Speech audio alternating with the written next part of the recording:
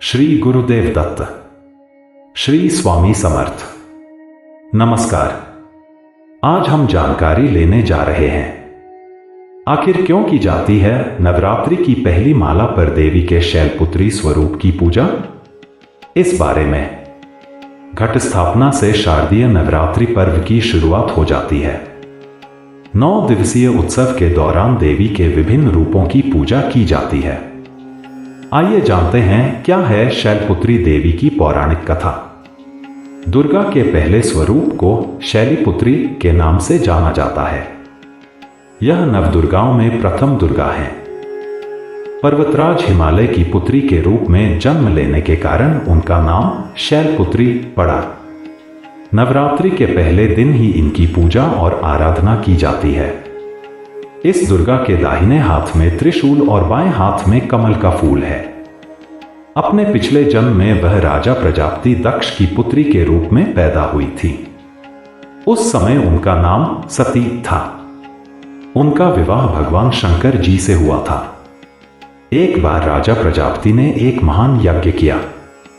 इस यज्ञ में उन्होंने सभी देवी देवताओं को आमंत्रित किया था, लेकिन उन्होंने भगवान शंकर जी को नहीं बुलाया। जब सती ने सुना कि उनके पिता एक महान यज्ञ करने जा रहे हैं, तो उनके मन में वहां जाने की तीव्र इच्छा हुई। उसने भगवान शंकर को अपनी इच्छा प्रकट की।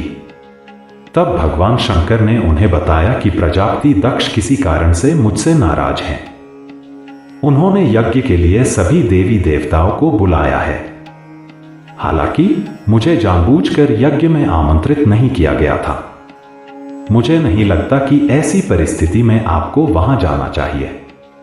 भगवान शंकर जी ने समझाया, लेकिन वह संतुष्ट नहीं हुई।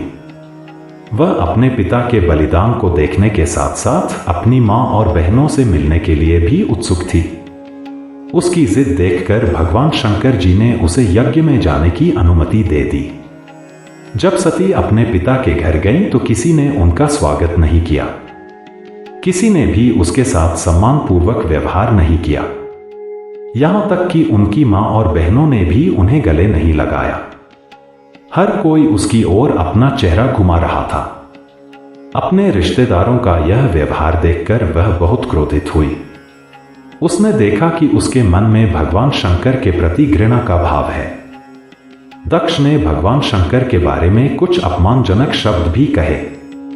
यह सब देखकर वह क्रोधित हो गई और उसे लगा कि भगवान शंकर जी ने जो कहा था वह सही था। यहां आकर उसे यह एहसास हुआ कि उसने बहुत बड़ी गलती की है। अपने पति का अपमान न सह पाने के कारण उसने योगाग्नि में आत्मदाह कर लिया।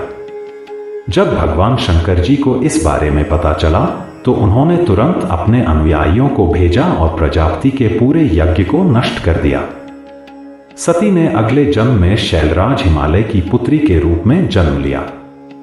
इस बार वह शैलपुत्री नाम से प्रसिद्ध हुई। उनका नाम पार्वती हेमवती था। शैलपुत्री देवी का विवाह भी भगवान शंकर जी से हुआ था। पिछले जन्म की तरह इस जन्म में भी वह भगवान शंकर जी की अर्धांगिनी बनी।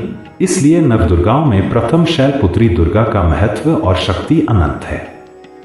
श्री गुरुदेव दत्त। श्री स्वामी समर्थ।